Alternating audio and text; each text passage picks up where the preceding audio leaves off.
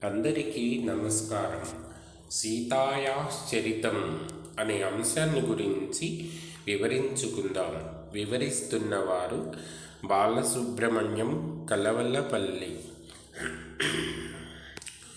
శ్రీమద్ రామాయణం ఆది కావ్యం, అనాది ఆది అయిన పురుషోత్తముని దివ్య గానం, నాణ్యతో దర్శనీయమైన అపురూప పాత్రల అపూర్వ సంయోజనం రామాయణం.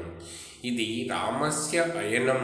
రామాయణం అయనం అంటే గమనము లేక ప్రయాణం. రాముని యొక్క జీవన గమనాన్ని తెలిపేది కాబట్టి రామాయణం అయింది.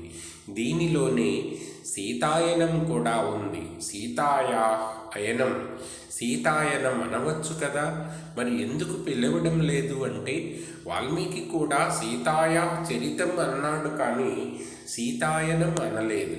ఎందుకు అంటే, చంద్రుడు లేనిదే వెన్నెల లేదు, వాక్కు లేనిదే అర్థం లేదు, రాముడు లేనిదే సీత లేదు. రాముడు సీతతో కలిసి నడిచిన కథే రామాయణం. రామునితో కలిసి తిరిగిన సీతా గమనమే సీతాయా చరితం అవుతుంది. స్త్రీ పురుష యోగమే శక్తి. స్త్రీ శక్తి విరహిత పురుషుడు పరిపూర్ణుడు కాలేడు. నిస్తేజుడవుతాడు, నిర్వీర్యుడవుతాడు. పురుష యోగము లేని స్త్రీమూర్తి పరిపూర్ణత పొందలేదు. విరాగినిగా ఉండిపోతుంది లేదా క్షుద్ర రూపిణిగా మారిపోతుంది. అందుకే మాతృత్వం పరిపూర్ణతకు ప్రతీక. అంబ, అమ్మ, తల్లి, జనని, మాత ఇవన్నీ పరదేవతను మనం ఆర్తిగా ఆరాధించే పేర్లు, ప్రేమగా పిలుచుకునే పేర్లు. అందుకే మహాకవి కాళిదాసు వాగర్ధావివ సంపృక్తవు వాగర్ధః ప్రతిపత్తయే జగతః పితరౌ వందే పార్వతీ పరమేశ్వరౌ. వాక్కు అర్థముల వలె కలసిన ఆది దంపతులు ఈ లోకానికే తల్లిదండ్రులు అన్నాడు. దంపతులకు ఉన్న గౌరవం మన సంస్కృతిలో ఒంటరి జీవికి లేదు. మన భారతీయ సంస్కృతి దంపతి పూజకు ఉన్నత స్థానాన్ని కల్పించింది. భర్త చాటు భార్య అనడం తప్పు. భర్తకు తగ్గ భార్యగా ఉండాలి. ప్రకృతి పురుషుల కలయికయే శక్తి. అష్టాదశ పురాణాలలోనూ వ్యాస భగవానుడు స్థాపించింది, వాల్మీకి చెప్పింది అదే. భార్య లేని భర్తకు పరిపూర్ణత లేదు, భర్త లేని భార్యకు చరిత లేదు. పౌరాణికులు లక్ష్మీనారాయణుల సంబంధం చంద్రచంద్రికల లాంటిది అని చెప్పారు. శివపార్వతులు, సీతారాములు, గౌరీ శంకరులు, లక్ష్మీనారాయణులు, ఉమాశంకరులు అన్యోన్య దాంపత్యానికి ప్రతీకలుగా చెప్పుకుంటాం. స్త్రీ పురుషుల ఎక్కువ తక్కువల ప్రసక్తే లేదు. స్త్రీ పురుషుల కలయికే జీవితం. జీవితాలు చెప్పేదే చరిత్ర. కలిసి జీవించడమే మన కావ్యాలు మనకిచ్చే సందేశం. కావుననే సీతాయనం కాదు, సీతాయా చరితం మహత్. జానకి లేని రామచంద్రుడు, చంద్రుడు వెన్నెల లేని చంద్రుని లాంటివాడు, కాంతిహీనుడయ్యాడు. సీత లేని రాముడు శక్తిని కోల్పోయి కష్టాల పాలయ్యాడు. సీత చెంతనుండగా గడ్డి పరక సైతం రామబాణమై తుంటరుల పీచ మడిస్తే, సీతాపహరణం తరువాత రాముడు సమస్త శక్తులను కోల్పోయినవాడై బేలయ్యి విలపిస్తూ కొండలను కోనలను కలయ తిరుగుతూ గ్రద్దలను కోతులను సహాయం అడగవలసి వచ్చింది. 40,000 మంది ఖరదూషణాది రాక్షసులను ఒక్కడుగా మట్టుపెట్టిన అసహాయ సూర్యుడైన రామచంద్రుడు సీతాపహరణం జరిగిన తరువాత ఎదుటివాడిని నమ్మించడానికి తన బలాన్ని ప్రదర్శించి చూపించవలసిన దుస్థితికి వచ్చాడు అంటే అందుకు కారణం రాముడు శ్రీరాముడు కాకపోవడమే. శ్రీ విరహితుడైన దేవి లేని రాముడు నిస్తేజుడైపోయాడు. శ్రీ అనేది లక్ష్మీ బీజం. సర్వశక్తి సమన్వితంగా ఆ బీజాక్షరం భాషిస్తుంది. సర్వ సంపత్కరము సర్వదుఃఖహరము అయిన శ్రీ లేని రాముడు వియోగవధ దుఃఖితుడై విలపించాడు. వియోగ వ్యథా దుఃఖితుడై విలపించాడు. క్రోధించాడు, తపించాడు. పోరాడి తుదకు శ్రీకరమైన సీతను పొంది సీతారాముడుగా కీర్తినందాడు. మైథిలి పాణిగ్రహణం శ్రీరాముని చేసి గృహస్థుగా మార్చి పట్టాభిషేకానికి సిద్ధం చేసింది. కానీ కైకేయి రూప కాలవాహిని రాముని గమనాన్ని మార్చి అరణ్యంలోని మునుల చెంతకు చేర్చి రాక్షస సంహారం చేయించింది. క్షత్రియ వీరుడుగా యువరాజుగా జైత్రయాత్ర పూర్తి చేసుకొని సర్వశక్తి సంపన్నుడై రాజ్యలక్ష్మిని పరిగ్రహించి రామచంద్రుడు లోకారాధ్యుడై ఆదర్శప్రాయుడైనాడు. సీతామహాసాధ్వి సీతామాతయై జగదారాధ్యయింది. రామాయణాన్ని రామాయణం అని 2 విధాలుగా విభజిస్తే సీతారాములిద్దరికీ సమ ప్రాధాన్యాన్ని చేర్చవచ్చు. బాలేవ రమతే సీతా బాలచంద్ర నిభానన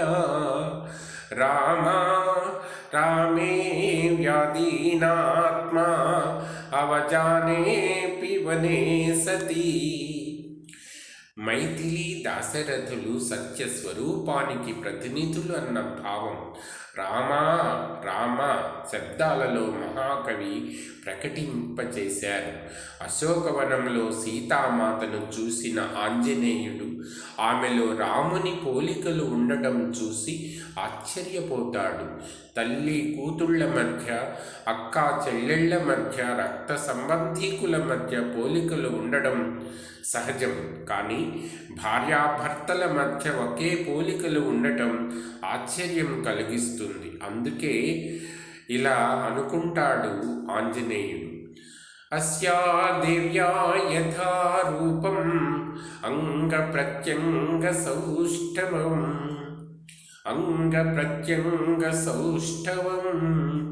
రామస్య యథా రూపం తస్యేయం అసితే క్షణ.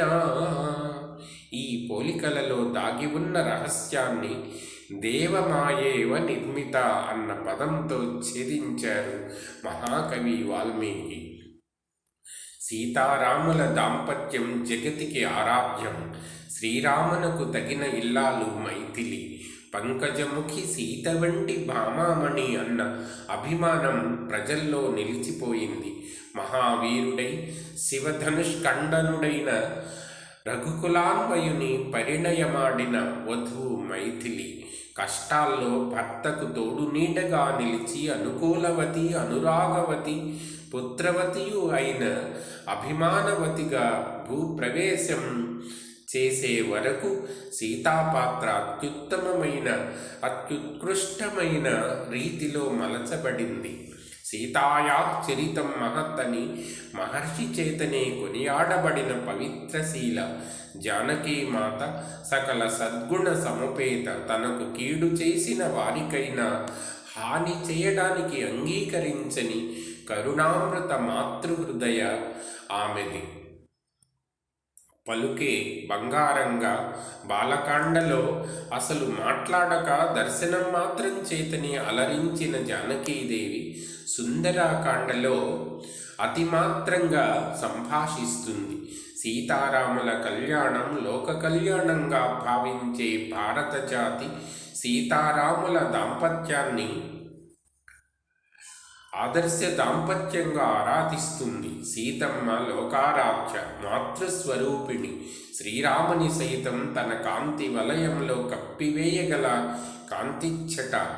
ఏ దేశ వాంగ్మయమునందైనా శ్రీరామచంద్రుని వంటి పురుషోత్తముడు లభించవచ్చునేమో కానీ సీతలాంటి ఆదర్శ చరిత్ర గల పతివ్రతా తిలకం లభించుట దుర్లభము అని పలికిన స్వామి వివేకానంద పలుకులు అక్షర సత్యాలు.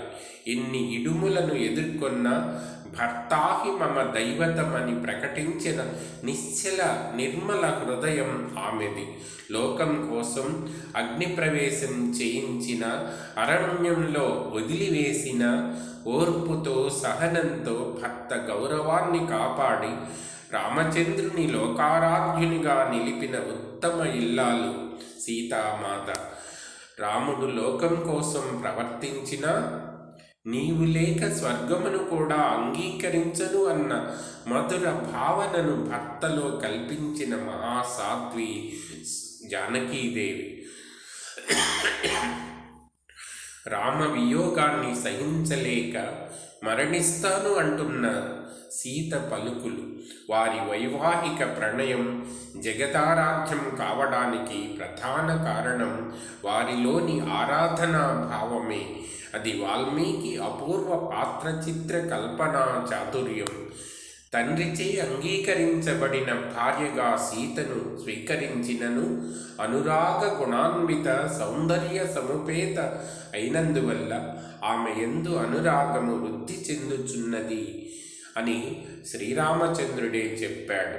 జానకీదేవి విషయానికొస్తే, సీత హృదయంలో రామచంద్రుడు ద్విగుణుడై వర్తిస్తున్నాడు. ఆమె హృదయాంతర్గతమైన ప్రేమను ఆమె హృదయం అతని హృదయానికి చెప్తూ ఉంది అని వ్రాయడంలోనే సీతారాముల అన్యోన్యతను వర్ణించడంలో వాల్మీకి లేఖిని పరవశించింది. అంతేగాక మనస్వీ తద్గత మనాహ తస్యా హృది సమర్పిత అంటాడు మహర్షి. సీతమ్మకు మహర్షి వాడిన విశేషణం మనస్వి.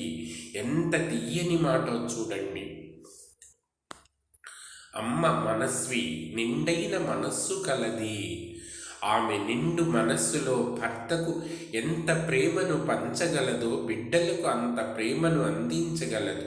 అందుకే మహాకవి లేఖిని ఆ కరుణాలవల్లి సీతమ్మకు మనస్వి అనే పదాన్ని వాడింది. వారిరువురి దాంపత్యం అలాంటిది. అందువల్లనే అశోకవనంలో సీతాదేవిని చూసిన హనుమంతుడు యుక్తా రామస్య భవతి ధర్మపత్ని గుణాన్విత అంటూ మెచ్చుకున్నాడు. ప్రకృతి ప్రేమస్వరూపిణి, కానీ కోపగిస్తే ప్రళయాగ్ని సృష్టిస్తుంది. అలాగే సీతామాత రాముని చెంత ప్రేమ స్వరూపిణిగా గోచరిస్తుందే కానీ శత్రువుల చెంత రావణాదులను తిరస్కరించి అభిశంసించేటప్పుడు మహాశక్తిగా రూపుదాలుస్తుంది. ఆ శక్తి పాతివ్రత్య ప్రభావమే. పతివ్రతా సాధ్వి శోక సంతాపాలు కార్చిచ్చులై కాలకూట విషంగా మారి కాముకులను కాల్చివేస్తాయన్న యథార్థం రావణాదులు తెలుసుకోవడానికి ఆలస్యం పట్టింది. త్రిలోక విజేతయైన రావణుడు సైతం మహాశక్తి ముందు కంపించిపోయాడు. శక్తి స్వరూపిణి గాథలు కోకొల్లలు, విజయగాథలు ఎప్పుడూ మధురంగానే ఉంటాయి. ధన్యవాదాలు.